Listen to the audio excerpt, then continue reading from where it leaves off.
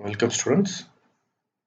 So, hope you would have got a good understanding on the basics of the graphical user interface. In this session, we will see some more topics in depth, and most importantly, we are going to see two important lectures in this session. One is about the object properties, and the other one is all about the different options available in the graphical user interface window. First, we'll go into the object properties. So when I say object properties, each object in your GUI, say it is a toggle button or a radio button or any other figure window or sliders, whatever it may be, that object properties can be changed. So properties in the sense of if you look at the table below, the color of the figure, each alphabet corresponds to different colors of the figures, the current character size, the current point, the dockable in the sense whether it can be stored in your desktop or not, and current character corresponds to the current position of the character or the last key which you have pressed in your keyboard, the menu bar, the name, all these options can be changed for each object. So it doesn't mean that you have to use only the fixed buttons available, but you can change the names of the buttons and all the text and its colors. These are called as the properties. In addition, we have the position property, we have the selection type, whether it is a normal or it's an open, or how many times you have chosen a specific button like tags, the units, the visibility, the window style, everything can be changed. And these are the properties which can be changed in a GUI.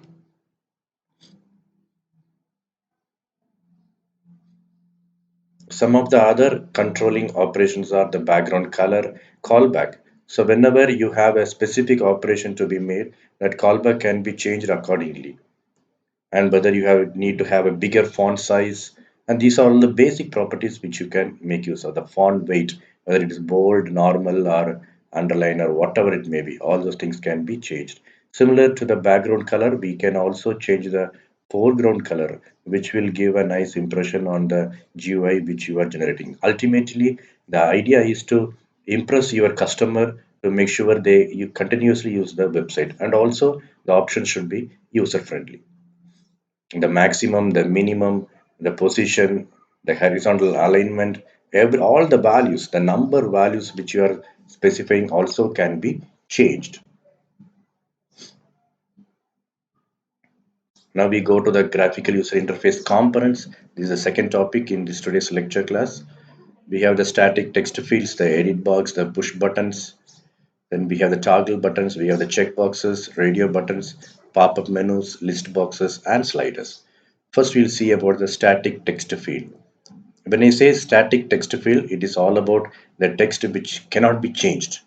There are some applications or some text in the figures which are cannot be changed. So such type of text fields are called as static text field.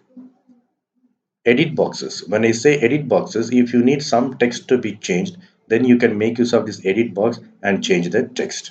So it depends upon, you say for example, purchase. This is a text box which cannot be changed. Under this purchase, you can have the shoes, you can have the shirts and different types of objects. So all those things comes under edit boxes where you can go and change the text. Here you can see a screenshot of the edit box. You have an option called as enter text here. So when you enter the specific text, it will change. I have also given a screenshot of how to edit that. I given hello, you can make use of that. Check and you will have that button available in your graphical user interface. Next one is a push button. So when you click some buttons, normally some operation takes place. So such type of buttons are called as push buttons. So you choose one, you are going to choose one, and that buttons are called as push buttons. When we say toggle buttons, this or this, big or small size, right? So in that case, you have an option called as toggle button, which will have an option only two. It can be either on or off. In the other sense, you choose this or the other one. And here is a screenshot of your toggle button. You have off or on, and automatically an user can, if he clicks, it will come or appear one window.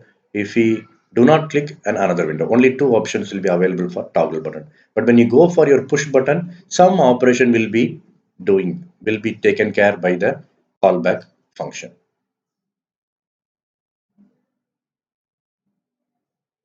Then you have your pop-up menus.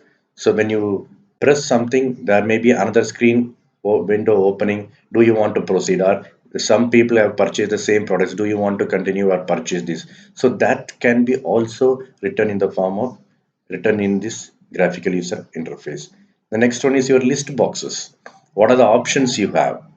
You say, for example, you are going to purchase the following items. All the following items need to be displayed. That you can also specify giving the guide. Everything should be done under the guide in environment in GUI using the option 1, option 2, option 3. And if you want to have more options, you can have as many options as you like. So when you look at your screenshot, you will have like this. So the user will click anything. This round corresponds to the radio button. So if he clicks this, that option will be selected.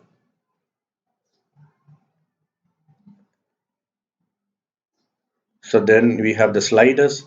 The sliders are another important concept in your GUI. The sliders are nothing but the horizontal range selection. Say, for example, in some applications, I will show you one screenshot of that. Oh, look at this. You have a figure A where you have a screenshot of an example for a slider. In a slider, you can select the range. If you move from left to right or right to left, depending upon the value you need, you can choose or fix a range. That is called as sliders. So these are the major components or the operations using in which we are using in your GUI or graphical user interface. Thank you very much. You just go through the Stephen Chapman textbook, and if you have any doubts, you can contact me, or I will advise you. You just make use of these commands or syntax which I have told you now. You have your MATLAB software installed in your laptop. Please go through that, try, have a hands-on experience, and come back if you have any errors displaying in your MATLAB. Thank you very much.